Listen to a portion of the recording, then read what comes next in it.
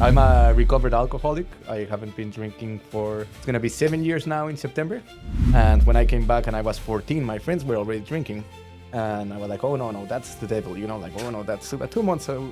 Oh, I love the devil, bring me that shit, But when you're kind to someone, you're empowered. You never regret. Never. Like, oh, I was too nice to these people. I've never heard. Life is a beautiful journey, my brother. Beautiful. There's so many lessons. The best approach is to be humble, is to be a student, is to turn the other cheek. And nothing is forever.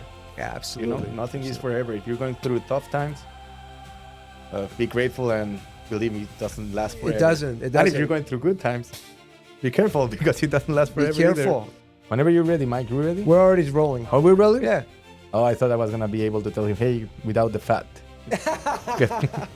Get Well, rid of the fat. actually, why don't we start with, I want my audience to know about you a little bit. I want to hear your story, Martin. All right. Well, and just an honor to have you, by the way. Thank you for making the time to be here. Oh, the honor is all mine. Should I talk to you, to the camera, to where? You can talk to me. You got cameras here, whatever flows. Right. But we can just have a conversation. All right. Well, it's the honor is all mine. Thank you. I'm grateful that I get to meet you at the sun at the same time.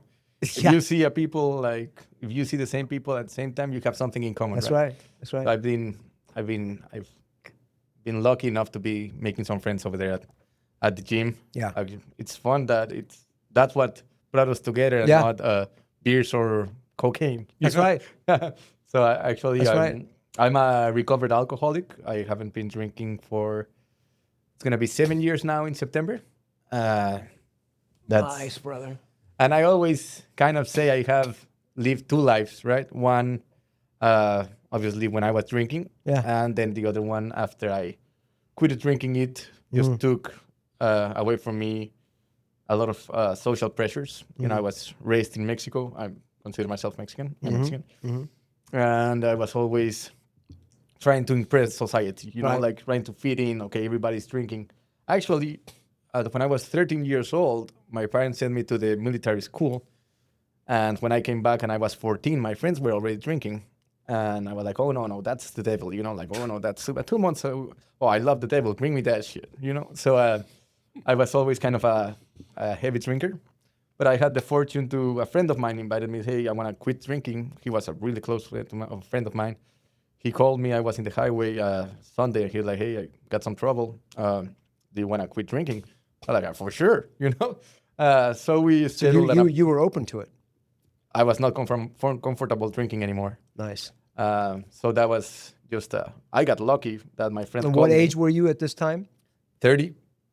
30. I turned 30 in July, and it was September. So, and I had a huge 30 party. Like, I drink for like 48 hours, and I was still comfortable that time.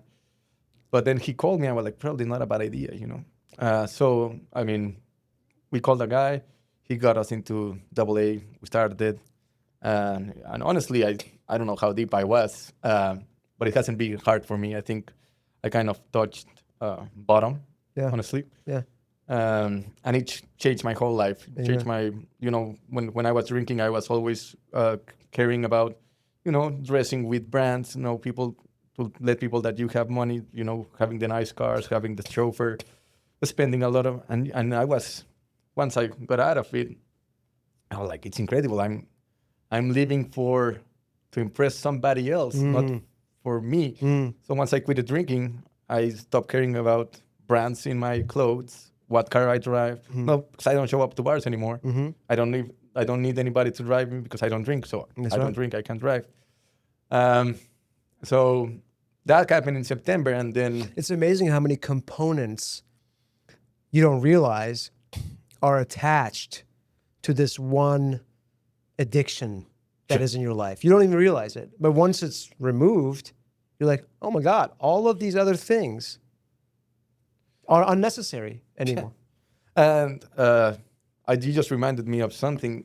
Most of my, let's say from 16 to 25 maybe, I had this kind of issue with my dad because he had money, but he wouldn't give me money to party.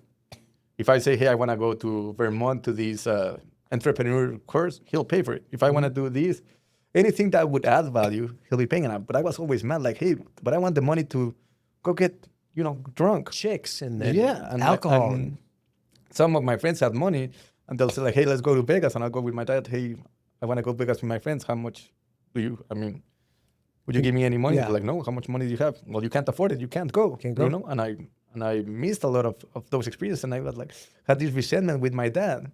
And then when I went, get out of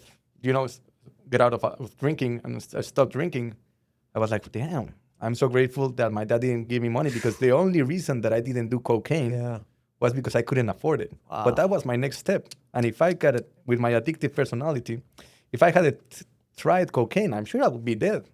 So, and that's when all of this journey started. So this was September, and then May, COVID hits. I was born here. A friend of my dad called me, hey, do you want to start building in the US? He told me a Thursday, and I was like, grab my car on Sunday. I wasn't married. I didn't have any kids. I didn't have any attachment, and drove here to test it.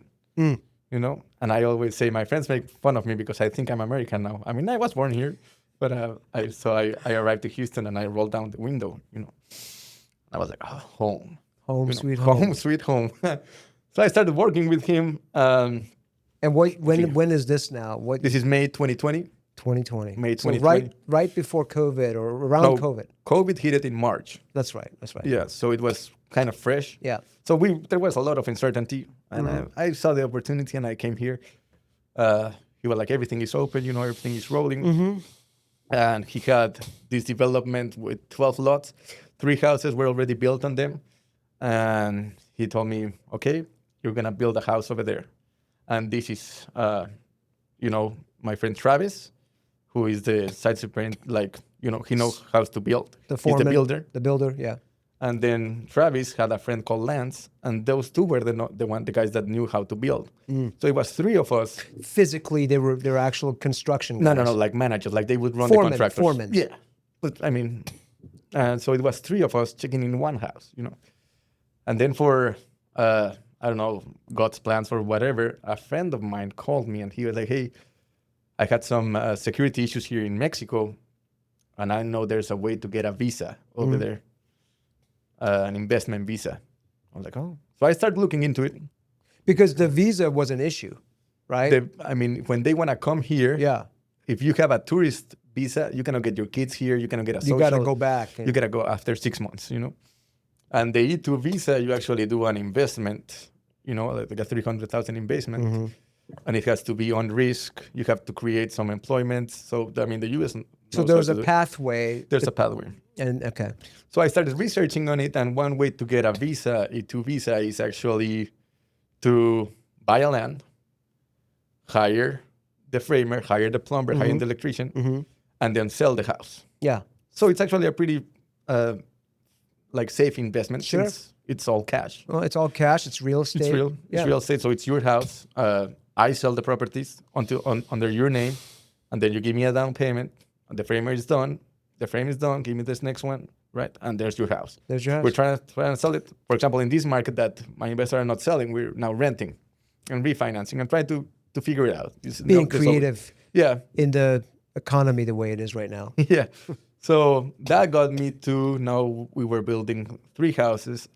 And then I saw the opportunity of, pulling investment from Mexico. And I did my first fund. I remember it was 5 tickets of $37,500. And my partner gave me the lot. So it was only to fund the construction. And so I was already doing 4. And one of the investors told me over there, hey, I think this is a great opportunity. We can raise more money. And he would be in charge of raising the money, and I'll be in charge of building.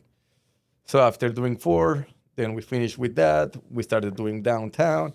And then my partner had a whole parcel for doing 35. I did the replat, the mod, annexation, all of that stuff. And then, I met another guy, which was a realtor, which needed the lots. So he was the realtor, and I was the builder. So I would have the exclusive of building. He'll have the exclusive of sales. Selling. So everybody was winning. And there were a lot of things going into that project because that's when COVID hit hard. So there was no lumber. Lumber was crazy high. Everybody was building shortage. Yeah. And then the trusses were an issue. Our business plan was to sell at 350 and to build at 220. Then we were building at 245, but we were selling at 389. Okay. But some investors were like, okay, my contract says 220. I'm like, but you're doing it at the end. And then I started learning about personalities. A lot of people say like, okay, that makes sense. I'll give you the extra cash. Right. Since, my let's say, return over investment will be around the same because you're selling more expensive. There's other people that say, let's say the medium ones, they were like, okay, finish it, sell it. And when it sells, I'll pay you the other part. Okay, great. And there was people that said, I'm not paying you shit. This is my business. I have a contract. And those were the three types of personalities, tough ones, easy ones. But at the end, I think all of them have their properties over there. And then we moved to doing a 51 and we were doing a bunch in downtown. So we got kind of pretty big.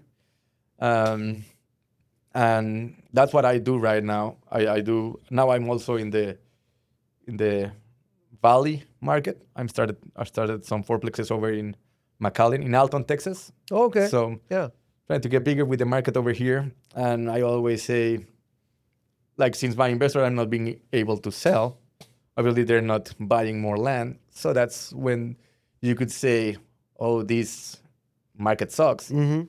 Or this market is great because you have to look for solutions. Right. And this is the stage I'm right now. It's actually on learning how I cannot say, oh, this is awful. If I made great money on COVID, in 2022 when everything was selling, nobody was crying. I don't think it's fair for us to be crying right now that nothing is selling. No, absolutely not. So I think it's just a balance, and it's a different kind of issues and different kind of challenges. What is given the conditions of the market, economy, interest rates, what's your next strategy? What are you working on right now? I try to push my investors right now to build. Okay. There's always going to be challenges. The challenge back in COVID was, getting good prices and getting the contractors on site. They were too busy. Everybody was building. So they will take this job, that job, and they won't finish any. So I'll go there tomorrow. They wouldn't show up. And you'll be carrying interest. So there's always a challenge, right? How did you manage that problem from before? You figured it out, obviously, right? Yeah. Well, one, I always try to have kind of a relationship with my contractors. Right. Like with the important ones. I like to, hey, is there anything you need? If they try to charge me extra, I'm not going to pay it, But I'll try like, hey, let's make this clear. Let's start working with purchase order. Let's try to, to make communication clear to don't have these issues. And I think I built kind of like a friendship with most of my contractors because of that, right? And they have some relationship, kind very of much loyalty. Right? And that loyalty right now, I have to pay back because now they are slow on work. So you have to find a way to give them work. That's right. But that's when the other opportunity comes. They are cheaper now and they're faster. Because there's less demand. They don't have any job. They have work. They need work. They're looking to do it for fast. So now you got to deliver. Now it's what I always say. You can build cheap and fast and with good quality because they're not busy. Not busy. And they are wanting to do. They're hungry. So they're hungry. So I think we need to take advantage of that. So right now, you're looking for investors. Right now, I'm trying to push my investors to rent their homes. To rent out their homes. Refinance. And with that capital, buy more land and build. So you're encouraging, hey, you got equity that you're sitting in, leverage that, and let me help you invest. Yep. Which is a solid strategy for an ROI. For building a portfolio, yes. Yeah. With let's say, low risk. Yes. So you build those, and instead of flipping those, you'll rent them out for 10 tenant occupied. Yeah. That's the strategy today. That works. And do it in gentrification zones with gentrification, by Medical Center, near North Side, Third Ward. Why is that important? Because people that will live there have jobs? Because, the gentrification, you know what gentrification is? No, please explain. It's when, let's say, a old part of the city gets revamped. And so they start tearing down old buildings. Bulldozing. And they start building new ones. With the new ones, taxes go up. And the ones that live in the old ones cannot pay them. So they have to sell. And they make these old, like Fifth Ward, if you go right now. Fifth Ward, yeah. Like by East River, you'll see a bunch of new houses. That happened in 7 years. So if you sell right now, you're selling cheap because the market contracted. Right. If you rent it, you're going to wait 2 or 3 years when the market goes up, right? So you're not gonna lose your money, or right.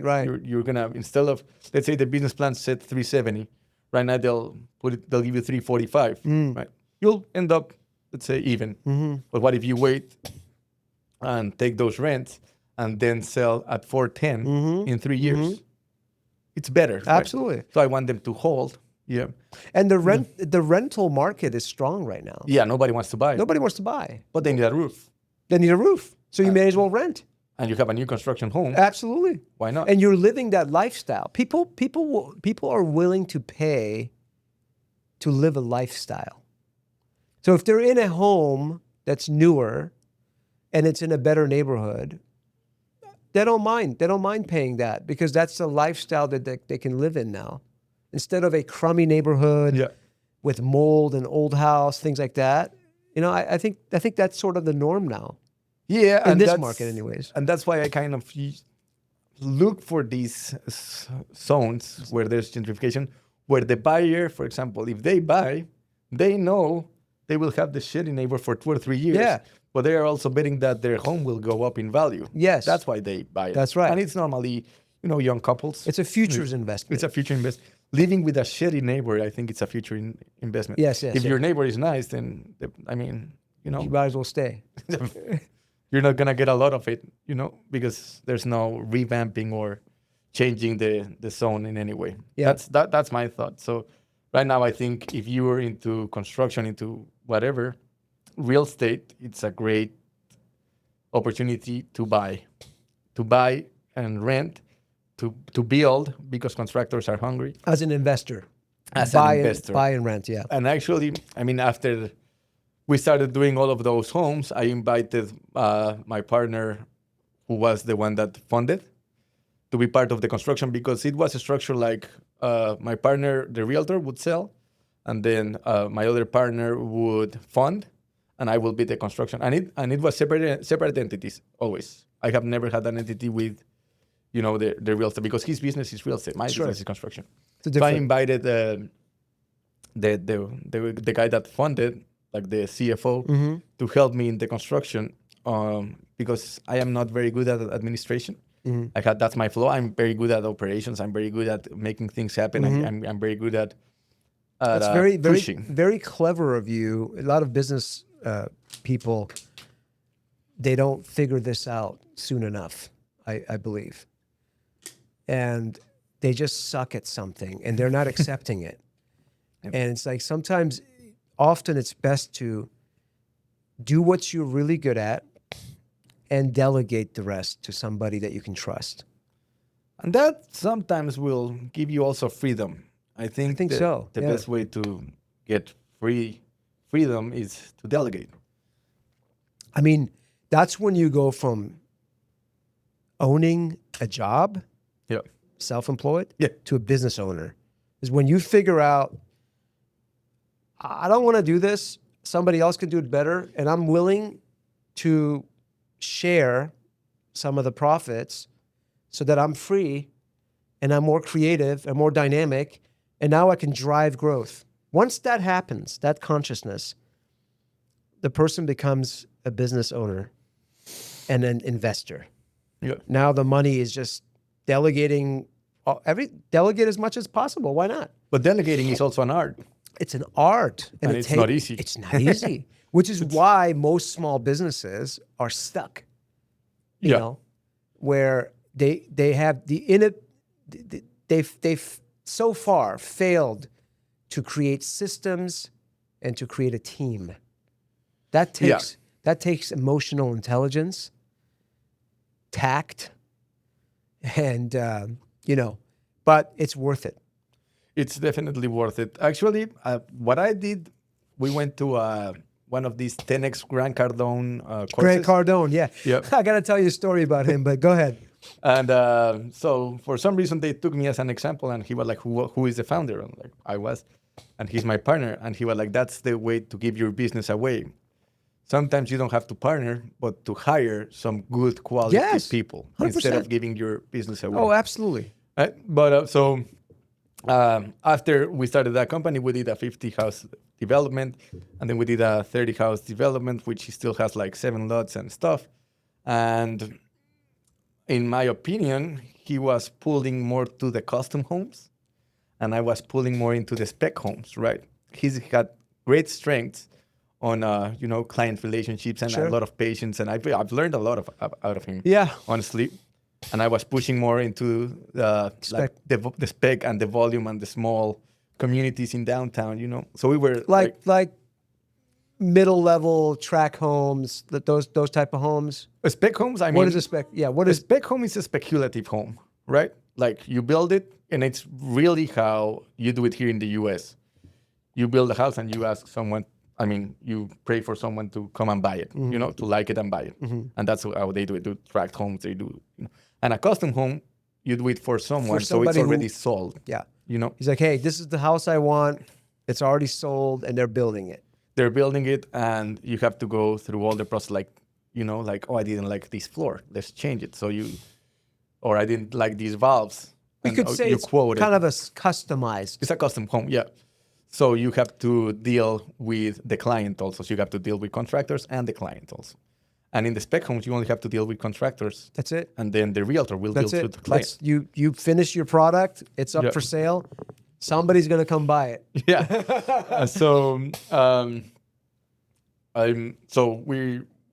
He's pushing that way. I'm pushing the spec, and you never know if you're helping or you're being helped, right? Mm-hmm. Right by that time, a lawyer that I know, he said, "Hey, Martin, I have this client that he has an issue over in McAllen that has to do with construction. Mm-hmm. Do you think you can help him?" And I was like, "Well, let's talk about it, right?" Yeah. And that conversation took place in a mediation from a lawsuit 3 years ago. Wow. So a lawsuit that might be taken as a bad thing opened the door to knowing this lawyer, that opened the door to be able to helping someone that was in trouble, So this is a good little junction point, because earlier we were talking, and we talk a lot, in the sauna, and we talked earlier today. What you just said is very poignant, and that event, which was horrific at the time, in retrospect, hindsight, 3 years later, you realized, okay, the universe allowed this to happen in my life. It was painful, but I picked certain things. I got some downloads from that. Yep. If we come into this place of, spiritual, consciousness, self-realization, we can approach life in a more intentional way, I argue. I argue that events that take place in our lives are neutral.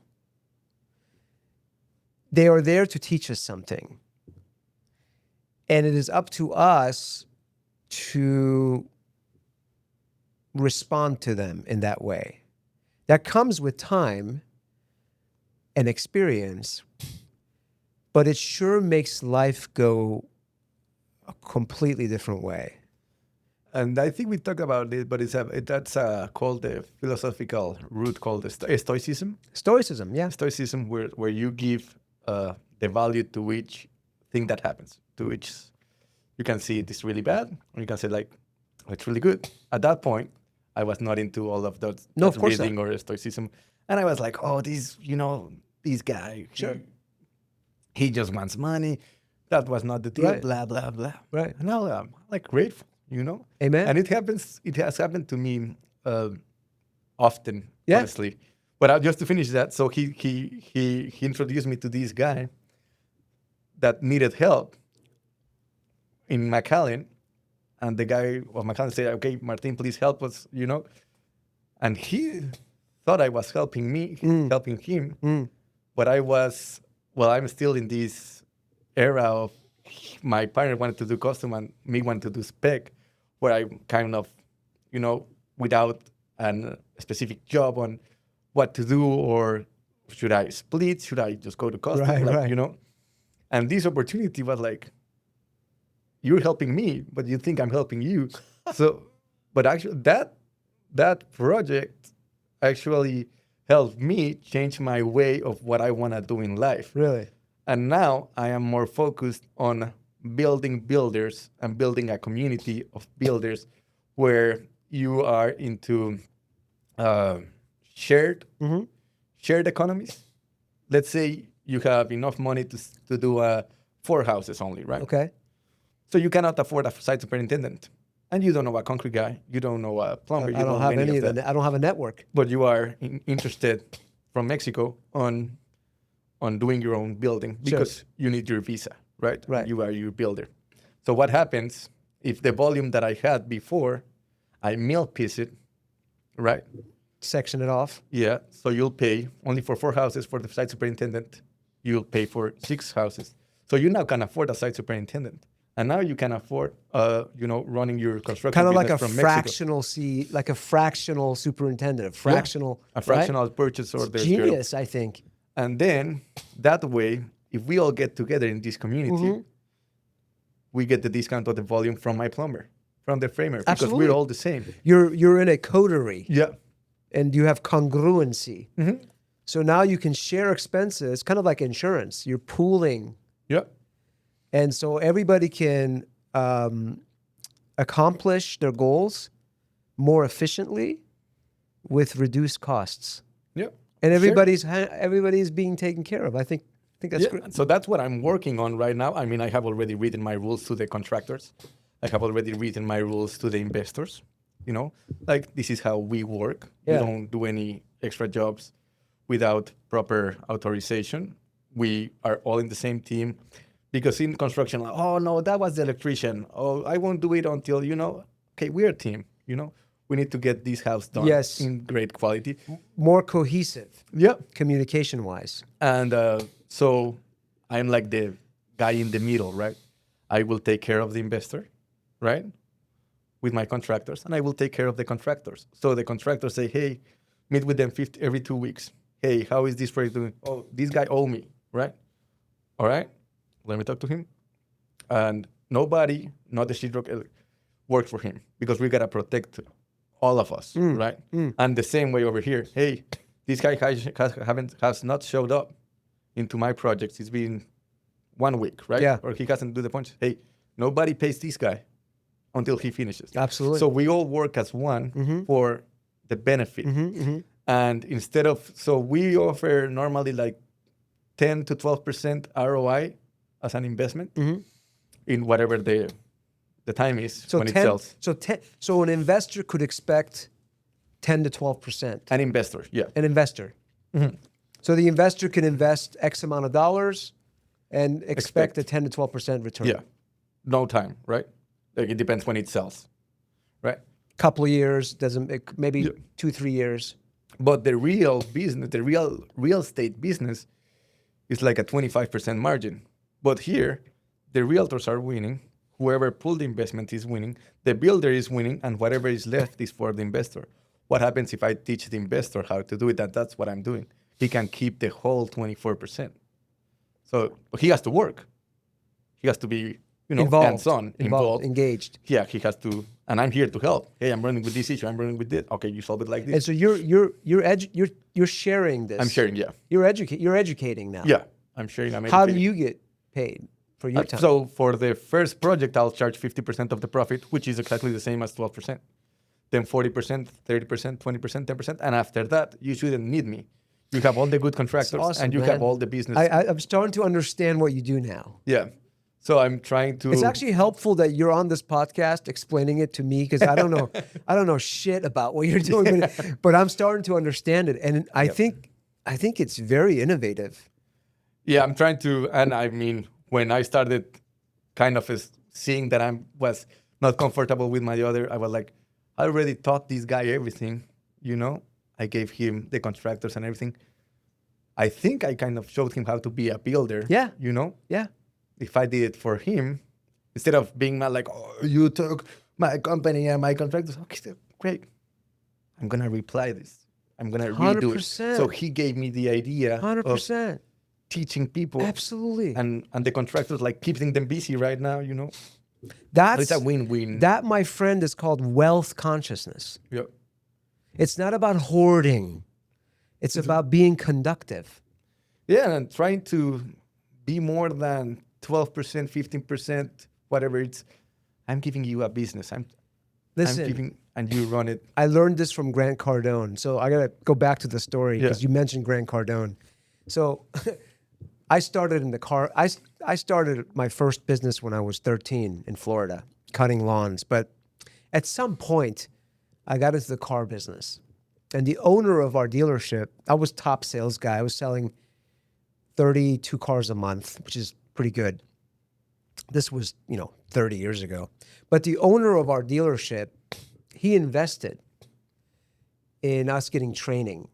And back then, Grant Cardone was a nobody. Nobody knew him.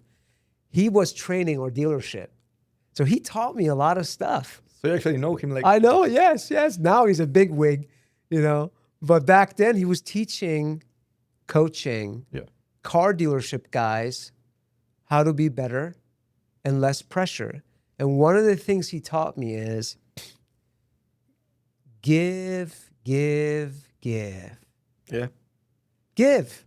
When you give, like this is what you're doing. This is what I do with my insurance practice. I'm a franchise and I'm teaching people how to become successful. Exactly what you're doing, basically. Yep. And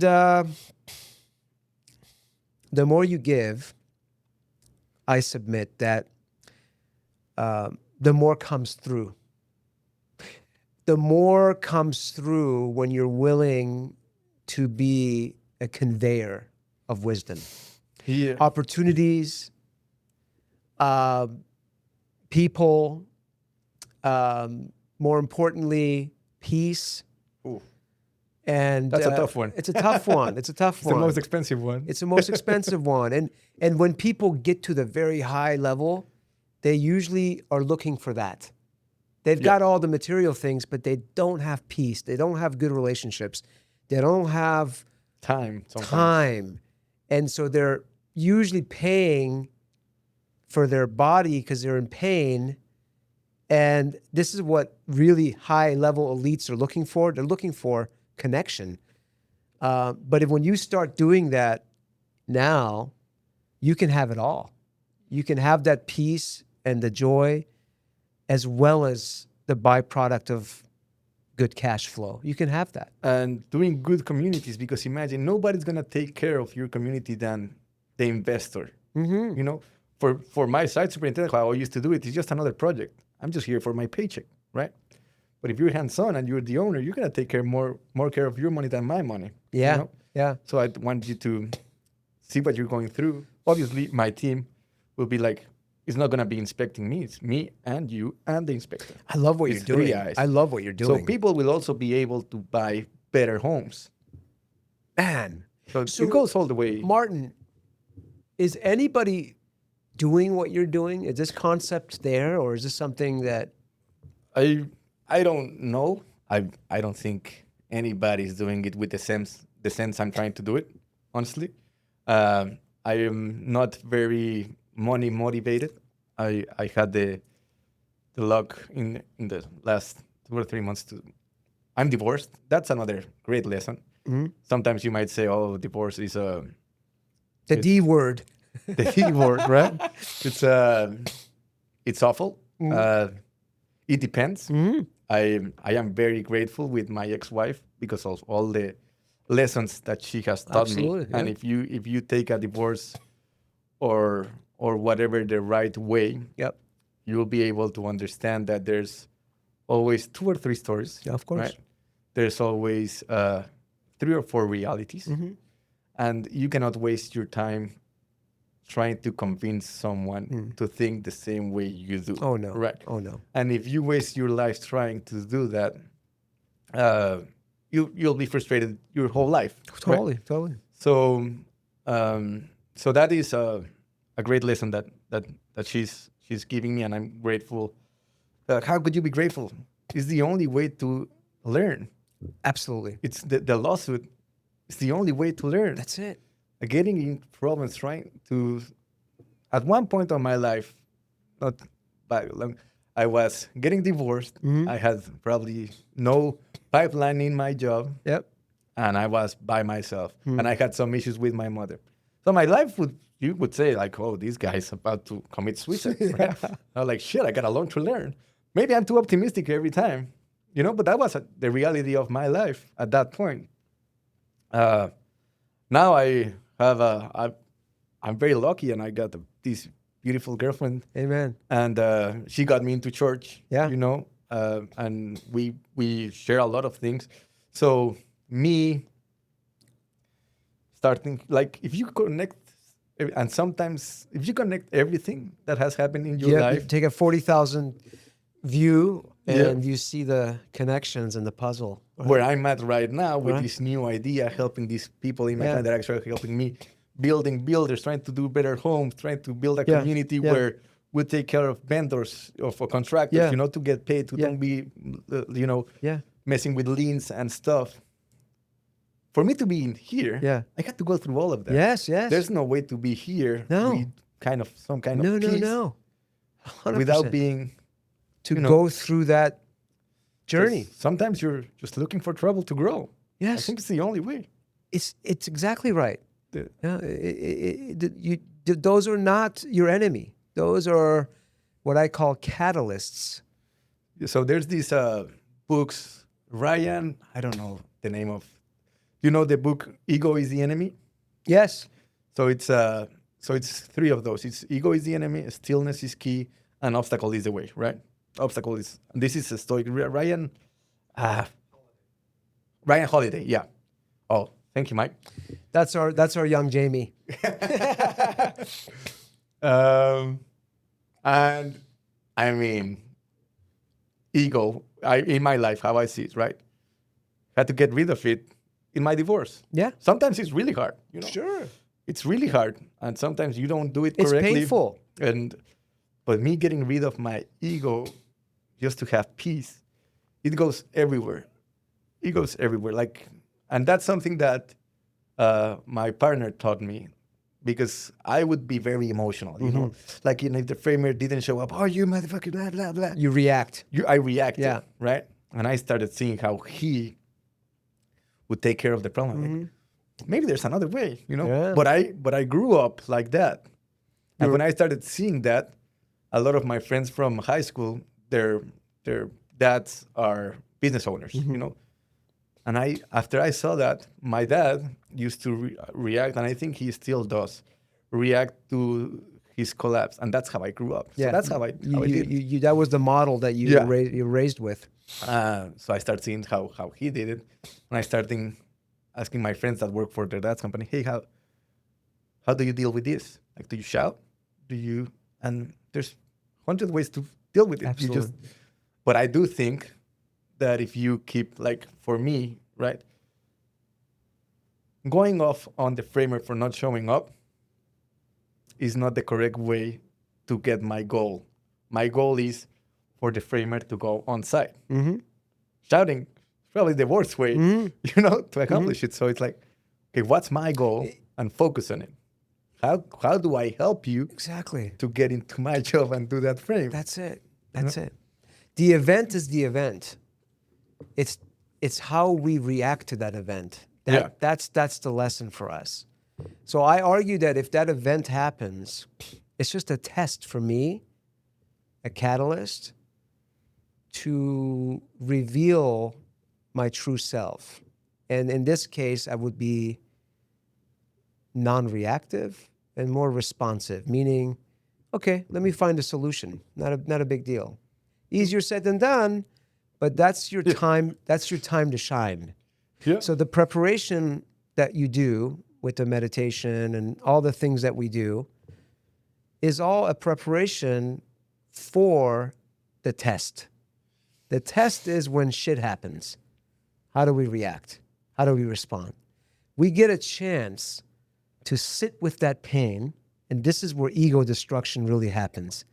We sit with that, we breathe through it, and we let it go. And a few moments later, hours, days, the answers come. The answers always come. You're not stranded. You're not. In fact, maybe something better is coming. Often I realize the whole lesson was that the Lord is wanting me to mature. It's hard to see it that way. I don't think a lot of people see it that way. Of course, but that's why this contemplative discussion exists. That's why we bring each other into our lives. That's why the universe puts people together. Like that one brother that you saw who showed you a different model that you learned from. Yeah. Unlike your father.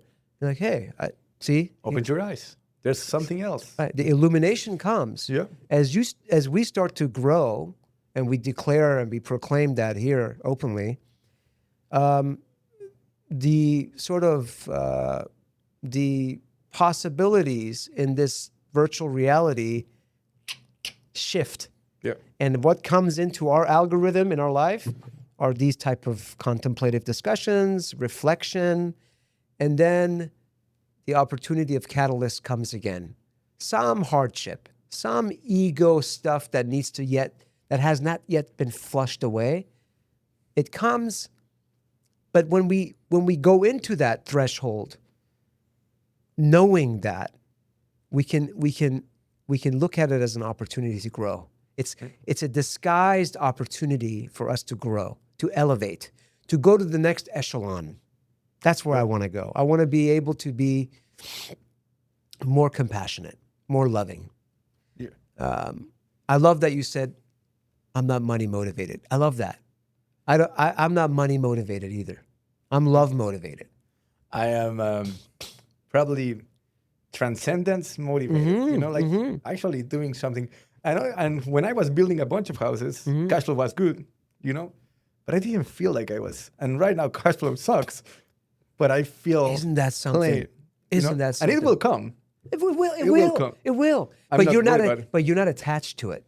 And I'm not looking for it or chasing it. Exactly. It will come. I mean, I got It'll it, come. But I think I'm gonna make it in a different way. With this, it's the same thing, It's still a house, but how you make it, and actually I'm trying also to get these. So these guys that I'm gonna start teaching, right, will give me cash flow. But in Mexico, it's very normal to do investors and societies and stuff. But the builder here is the builder with his money, buy the land, and get financing and sell it, and he's the builder. There's no general contractor. He's the owner of the house also. Wow. Yeah, so in Mexico you have like the guy that owns the land, the developer, the builder, the blah, blah, It's blah. more complex. Yeah, and so who's the owner? The owner had to hire all of these people. Here the builder is the one that sells. It's a little bit different, but I mean, it's the same. So if somebody came and said, "Hey, Martin, I wanna do this," they would be coming in with some liquid cash. Yep. Under their name, they'll do their LLC. They open an LLC, and they say, "All right, I want to do a fourplex." No, I would say like, hey, these are the opportunities, right? You'll say, "Here, these are the opportunities." I have some realtors that bring me deals off the market, and I'll say, hey, we can do this $1.3 million house. We can do these 4 houses and sell for $400 each. How much do you have, and how good are you with risk? You want to do all cash? You want to finance this and then refinance at the long term?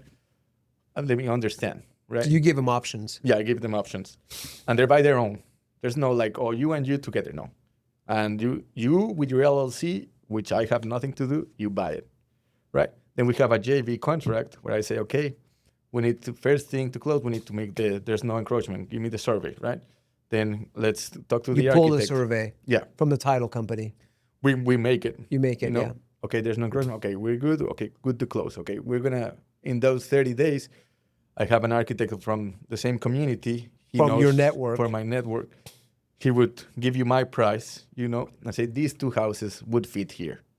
Do you like them? Yes. Okay, let's start quoting. Let's start doing the structurals. Quoting means get an inventory of the costs. Yeah. Like, how much does the electrician cost? I'll give you my electrician. I'll give you my plumber. You do it. Or you can use my girl that worked for me to get those quotes. But you're the one, I'm going to say. You're in the control seat. But I mean, it's your choice. It's your choice. Yeah. That's what I'm saying. Yeah. I'm filtering all of the electricians from Google to the good ones that have worked. Because I've worked with them. I trust them. And actually, I want to shout out to my electrician.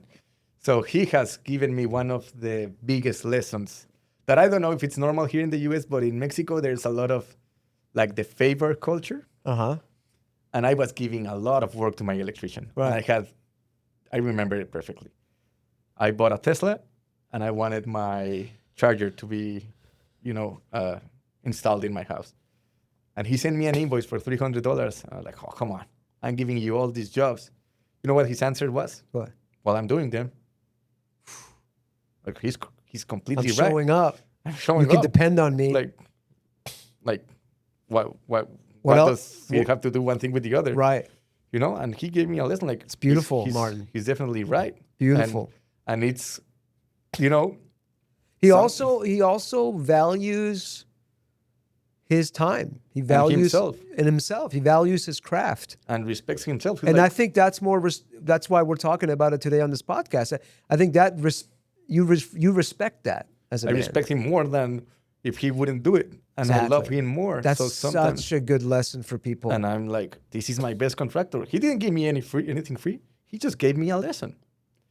So yeah, that's that electrician. And that is a very good lesson. And you learn these lessons along the way in life. And you're evolving. You're evolving your practice. But you gotta keep moving.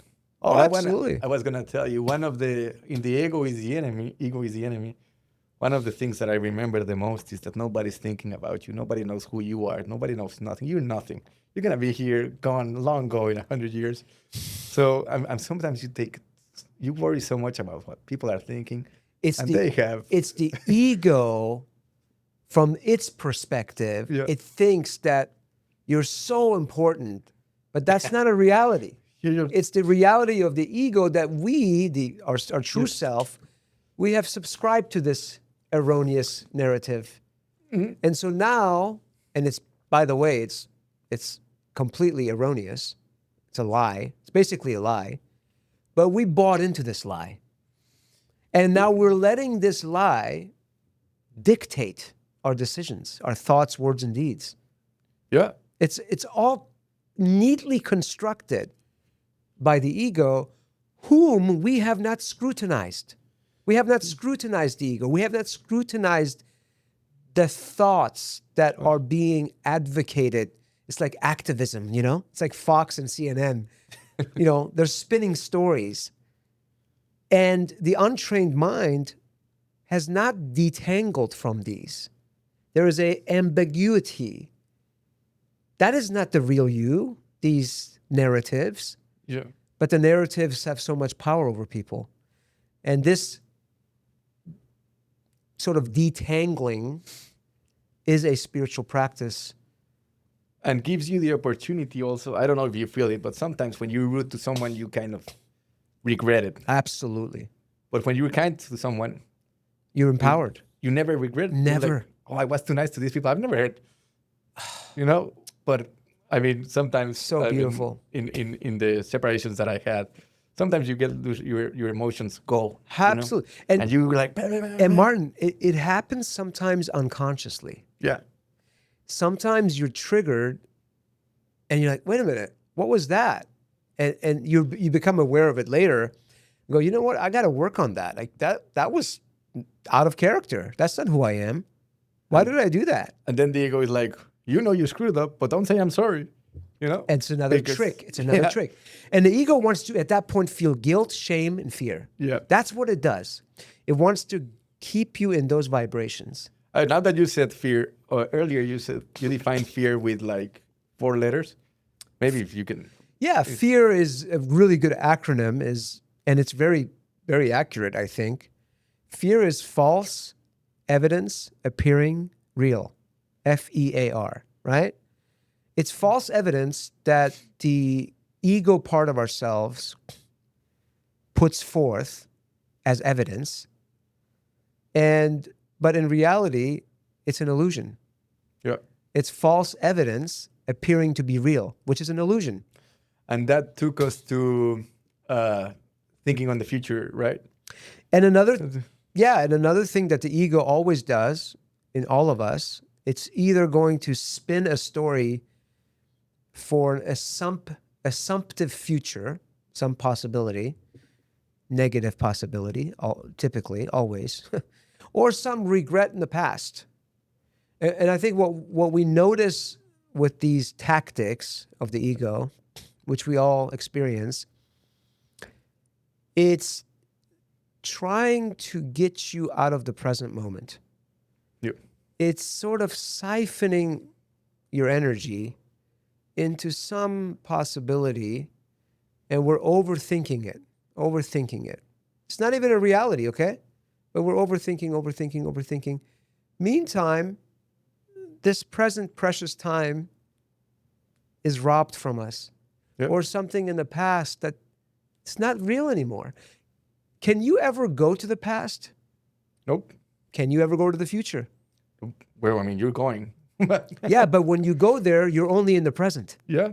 The only thing that's real, logically, is the present. This present moment is our biggest commodity. Yeah. We shouldn't be taken away from this present moment. This is what I work on. And so the reason I do, cold plunge, sauna, meditation, whatever, breath work, is to help me remember. Cash, stay present. Here's everything. Be open to the divine. You are one. So the mantra that goes in my head, be more loving. You are love. You don't have to do love. You are love. So it's a practice that I call it mindful meditation. It's called, and but to your point, Martin, doing this, not in the future, not in the past, rids us of fear, and the more fear is mitigated from our system, we show up in life authentic. Also, I think that knowing that the problems are opportunities to grow take away fear, because you're not worried. You're looking at it as an opportunity to grow, not as a problem. So you have nothing to lose. And this sort of approach, Martin, life becomes way more fun. Because I know that today, some beautiful challenge will come. I will work on my patience, text my ex-wife. Nah, I'm just kidding. You're going too far, sir. You're going too far. No, in all reality, yeah. This is the path of, the ego isn't evil. It's just a survival mechanism. Yeah. And it's part of how we were programmed as children. I had a rough childhood. I was a refugee from Iran. I also went towards drugs, alcohol. I did coke. I did everything. I tried all those things. They were all part of the journey. Yeah. I had, different things that happened. And so that became my personality, personal reality. Now we're in our, 30s, 40s, 50s, we have to figure out, why is my life this way? And then you realize, oh my gosh, there's a bunch of malware. There's a bunch of programming that's deeply rooted in my system. I don't even know about it, but it's driving the way I think and talk and act. So this is the unraveling of the ego structure, which is a mechanism of survival, but it can be transformed. It could be dissolved. And now that you said that, like, I often get this question, do you regret anything in your life? And I always say no, because I am the sum of all my actions, all my Amen. decisions, and all of it. Why would I regret? It wouldn't be me, you know? No If you regrets. regret anything, it wouldn't be me. It would be someone else if I didn't get into all the trouble I... No regrets, Martin. One thing I heard the other day I wanted to share with you was, this was pretty cool. The only people you need to impress in life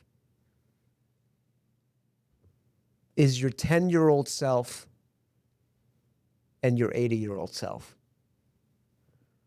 And we are doing that work right now, you know, in terms of bettering ourselves, in terms of alleviating the fear.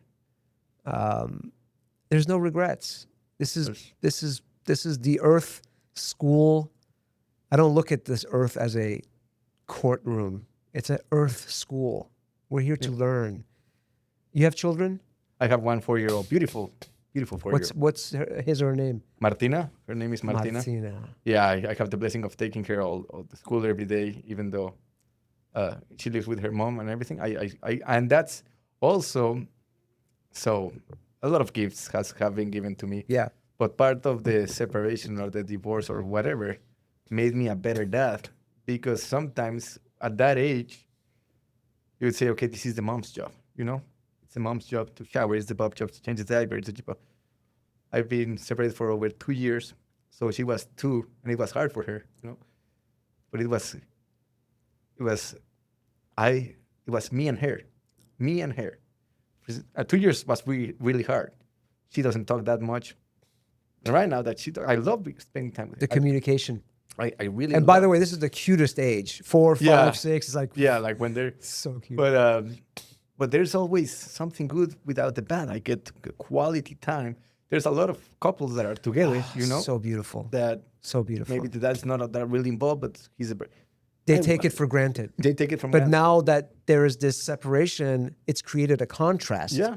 And now you're able to show up more authentically and effectively for your daughter, Martina. Yeah. So it's another gift that my ex gave me, like this part of being just a dad. You see, now, when you are sitting here noticing these blessings, this is a gradation of enlightenment. I mean, I see them every day. I see them every day, how lucky I was for everything, for all the learning, for all the problems. I mean, it's kind of like, and I think that's how you're supposed to be seeing life. Like, we're here for an instant. Yeah. And if you say, why me? Say, thank you, right? And honestly, me, I had some issues with God or the divine or whatever at some point. Then I started reading, and psychologically, you know, like actually laying on someone or supporting in something helps you. Helps you 100%. a lot, you A know. lot. And some people say like, oh, look at the Bible. This like that makes no sense. You take whatever you want from that happens 2,000 years or whatever book you want to call, right? Like there's something, every time I go to church, there's a message that fits with what I'm going through. Boom. You know? Yes. And I'm looking at the preacher or whatever, and there's gonna be something. And every time there's something that says, that's what I was looking for, you know? There's an illumination there. There's a wisdom that's being passed through to you that you need to hear at that point, and it feeds your soul. And you know, I was talking about the fasting retreat I wanted to do, and like a meditation. I'd love to talk about that a little bit because I was actually we were in a sauna. Yeah. And you brought that up because I told you I fast a lot, and you're like, hey, I want to do a retreat one day here in Texas where people can go and just unplug from their phones, their laptops, their tablets, and just don't even eat and just experience silence. And I was like, this is right up my alley. I said, I'll come and I'll teach meditation because I teach meditation and breath work or whatever. So we were talking about that. Tell us more about that because I'm utterly interested in that. That has been like a rebound because I admire a lot of people that have the willpower, it's called, to fast for 72 hours. My longest fast has been 25 hours.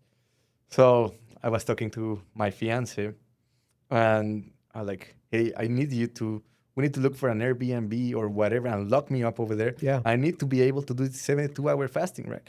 And I was looking, there's none. And if there is, they're not suited for. So it's like, what happens if I go buy land, like an hour and a half, have the wives or whoever drop them, leave the phones, no TVs, just water, No electronics. tea, no electronics, sauna and cold plunge, and books. Imagine, I think you'll come out of there without. Oh, dude, It's like, where am I? Like, what is all of this? The other day I was joking with my friends, and you'll be out of that retreat after 72 hours of fasting from the phone, the food, and you'll see people with their phone, and you're like, oh my gosh, will you use that thing? Oh my God, I'm way superior than you. But I think it's really hard to even 2 hours without the phone will change your life. Yeah, it will. No, it will. Your day. No, it's crazy. I mean, look, if somebody goes willingly into a space like that they're gonna come out completely changed, completely revamped, way more healthier. Their internal dialogue will settle down. They'll be able to hear their intuition again. It's a cleanse, and it's absolutely what's in demand right now for young professionals, anybody, because we're inundated with these devices. And the problem with it, I'm not against it because obviously we can agree that it helps us a lot. The problem is we're imbalanced. We need balance. And one way to regenerate the balance is to fast from it. That causes us to have balance again. Right now, most people in society are topsy-turvy. And, they're doing it, and then their kids are watching them do it. So the kids, the monkey see, monkey do. Yeah. The kids are going to repeat that too. And nobody is engaging. Nobody is talking. Nobody is bonding. And actually, I will send you, Mike, if you can put it. But a friend of mine just sent me a video of a dad, saying, my 2-year-old saw a guy running, and the girl was like, hey, look, that he's running a marathon. 2-year-old doesn't know what a marathon is, how long is it, how hard it is. But she's growing up knowing that a marathon is doable because she's looking at her dad doing marathons. So anybody that runs is doing a marathon. So she's wired 2 years old. She's already programmed that a marathon is doable. And I think it was crazy. From the age of 1 to 7, it's totally like that's the most formative programming of a child. You know what I mean? Yeah. So it's incredible what happens in those years and how humans. This is where ego is created. It's in those 7 years. Oh, really? Yeah. Absolutely. In some ways, if it's a challenging time, then obviously the ego is going to be much more prominent in the person's life. But if you subject the child to benevolence in those years, that child is going to be ahead of the game. Yeah. Or teach them to, be present. Be present. And have you read the book Dopamine Nation? No. Well, it talks about how we just receive too much dopamine. Oh, totally. Yeah. So it's never enough. You have to earn your dopamine. And that's why we do cold plunge, right? Because it's the other way around, where you get the suffering and your body, creates It's just like calories, Martin. Yeah. I know about that. Look at this. You look great. No, but it's just like calories. It's like, that's why I fast. It's because calories is just another addiction. It's just another way of, Yeah. We live in modernity. Calories are cheap. You can get empty calories everywhere. You can slap a label on it, organic, and you think it's good, and all of a sudden you've gained all this unnecessary weight. It's just another form of addiction. It's another dopamine high, and that needs to be balanced. And that's all it is. Whether it's electronic, whether it's food, whether it's even relationships can be addictive, right? Yeah, and you always need more of that cheap dopamine. That's the issue. It's addictive. And you need more. Like I'm sure the first time you did cocaine, it was way less than the last time. The first time was the best time. Yeah. And then it hooks you, like any drug. Yeah, and you need It more. hooks you. Coffee, another Yeah. one. Okay. First time you do it, woo, hallelujah. Where you been all my life? Yeah. Then there's diminishing returns because now your immunity to it raises. You need more dosage, and now the body suffers. And it goes the other way around also. Like the first 30 seconds you did a cold plunge for the first time gave you the same reward as the 20 minutes right now. And me, I started doing Ironmans. Yes. And the exercise also. If a guy hasn't run in his life and he runs 1 kilometer, will get the same reward as me running 15. Boom. So that's also So good. You're right.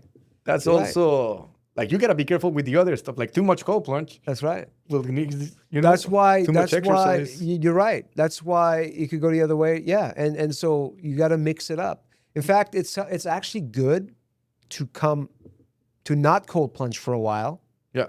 lose the immunity, and 3 months later start back again at 46, 48 degrees. Today it was 46, and 20, man, it's nothing anymore. But if I go back in 3 months, Yeah. it's so cold. You know what I mean? And if you go 30 seconds at 37, You get the same benefits, yeah. It's interesting. Life is a beautiful journey, my brother. Beautiful. There's so many lessons. The best approach is to be humble, is to be a student, is to turn the other cheek. It's to be patient. These are the lessons we come here for. In Christian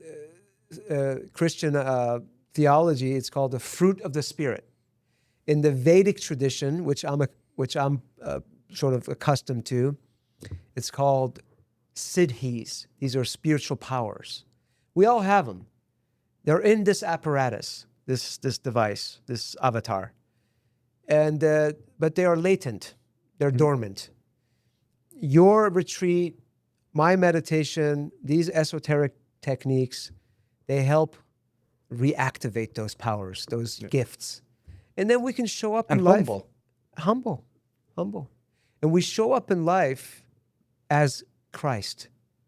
We show up in life to bring love and peace. That's what we're here for. And a little, what's it? Joy. Joy, I always love bringing joy. Like, bliss, joy. And it starts with a smile. Yeah. When I'm crazy, right? around, when I'm walking around the gym or wherever I am, I make a smile. I keep the smile going. Just one last lesson I want to Yes. share. It was actually a lifetime that we were talking today about the chiropractors or the therapists over there. Yeah. That they stand themselves in the second floor and like for free trials. Yeah. So I stopped one, and it was Dr. Tyler. He's my friend now. And he's the guy with the beard. No, he's very, very tall, like kind of tall with the black hair. Okay, yeah. He's the skinny one. Oh, he's a skinny one. Okay, yeah. Yeah. I know him. Yeah, so he was like, doing my neck, and he would say good morning. It was a Saturday. He would say good morning to anybody that was coming from the stairs. Amen. Nobody answered. And I'm like, do you ever get tired, or do you ever feel, oh, come on, they're just people. Amen. And I was like, he's right. They're just people. Yeah. You don't have to expect them to say good morning. If it's good, why would you stop doing something? Absolutely. Just trying to get something That's back? authenticity. Yeah. He's one of the most That's what it authentic comes guys. down to. All right, so listen. What a pleasure to have you, Martin. I gained a lot from this conversation. Let's do this again. Okay? I really, and this is one of my favorite podcasts. I really. Did you say that to everybody? No. I'll check your channel. Mike knows. Mike is my guy. He's our producer. I do want to ask, how do people if you're out there listening, because you listen to my insurance franchise investment opportunity, and you're likely going to be a person that understands that assets make money. So how would people get in touch with you if they wanted to become an investor in real estate, and you could A help builder. them? Remember? A builder. Sorry. Yeah. I don't do investments anymore. I want to teach you how to make a profitable investment in real estate, but I don't take your money. I want to show you where to put it, how to do it, so that you can get more of the gains. Beautiful, right? beautiful. So that you can get. You're can like learn, you're like a liaison I've, of building I've, real estate. I mean, I've been doing it for 6 years, more than 200 houses. I've been through some hard stuff that I want to give it to you. You know, want so to render can, that, share it. Yeah. Yeah. I mean, my phone number is 936-217-4220. What's it again? 936 936-217-4220. 4220. And I'll give my email to Mike so he can put it below. Yes. But it's mnavarro@thespringcreekhomes.com. Beautiful, beautiful. So either of that, or I mean, Yeah, and you phone. can get a hold of me because this is my gym rat buddy. We're always at the gym, so get in touch with me. And yeah, this was very illuminating. Oh no, thank you, Cash. Thank you for being I here. love this kind of. It's hard to find someone to talk about this. I don't know what you get, but sometimes they're like, oh, they've smoked too much weed, or they've done too much mushrooms, and I'm like, I think maybe you just read too much or been through a lot of tough times in your life. It's either one of the two, you know. Right. But I honestly, I'd rather talk about this than anything else. Me too. I've enjoyed it. And I think people are going to be very enriched when they hear this. You eavesdrop on these conversations, and it's something that person needed to hear. Yeah. So some of the stuff that you shared with your background, your journey, somebody out there is listening and they're getting blessed by it. And nothing is forever. Yeah, absolutely. You know, nothing is forever. If you're going through tough times, be grateful, and believe me, it doesn't last forever. It doesn't. And if you're going through good times, be careful, because it doesn't last forever. Be careful. Yeah. Don't be attached to either one. Yeah. You know, they're just what they are, but be at peace and know that you are free, and come into that freedom, because that's what you are. And so with that, until the next episode, thank you so much, everybody. Thank you, guys. Martin. Thank you, everybody. Sir. My pleasure. Awesome.